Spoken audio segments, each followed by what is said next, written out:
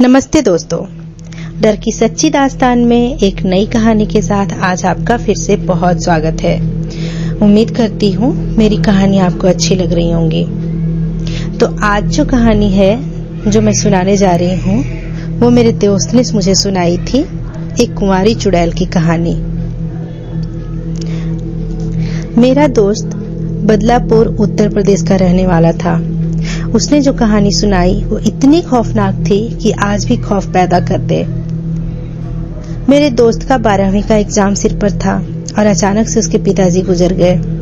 घर के हालात इतने बिगड़ गए थे कि आगे की पढ़ाई पूरी करनी मुश्किल थी, तो घर चलाने के लिए उसे देर रात तक ऑटो चलाना पड़ता था।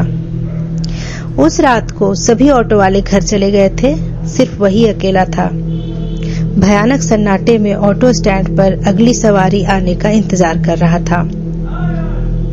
दूसरे दिन दोपहर से एग्जाम शुरू होने वाला था, इसलिए उसके लिए समय भी पैसे की तरह ही कीमती था।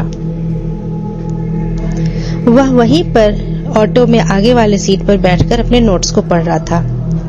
तभी अचानक उसे एक नशीली महकने वाली चीज आकर्षित कर रही थी। वह महक कहां से आ रही थी कुछ समझ नहीं आ रहा था। वह जानने के लिए ऑटो से बाहर निकला।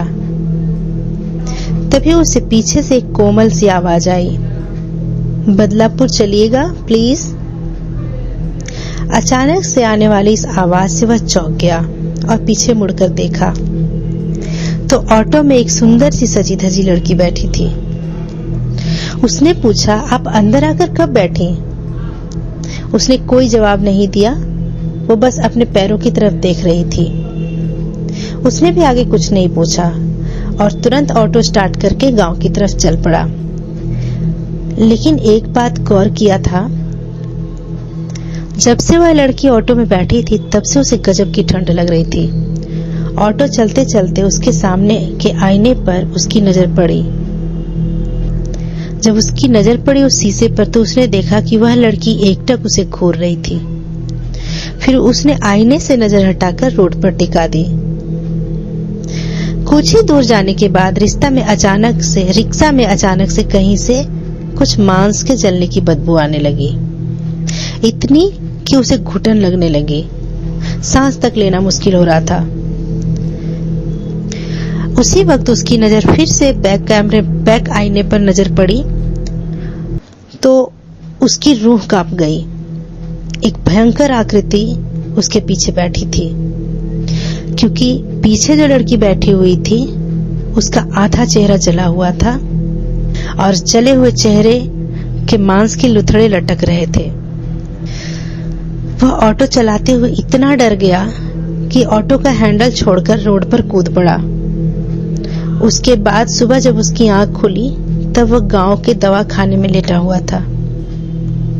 पास में उसकी माँ और कुछ गांव के बुजुर्ग बैठे थे। उसके सिर में 4 टाके भी लगे थे, बाकी मामूली चोट थी। सिर पर गहरी चोट लगने के शायद वह बेहोश हो चुका था। उसने जब रिक्शे के बारे में सवाल पूछा तो सब उसी से पूछने लगे कि तुम हमें गांव के बाहर वाली सड़क पे मिले थे और तुम्हारा ऑटो दूर उस पुराने कब्रिस्तान में क्या कर रहा था? ये सब खबर सुनने के बाद सब दंग रह गए। उस सवाल का जवाब तो ना उसके पास था कि आखिर वो खौफनाक चुड़ैल कहां से आई, कब आई।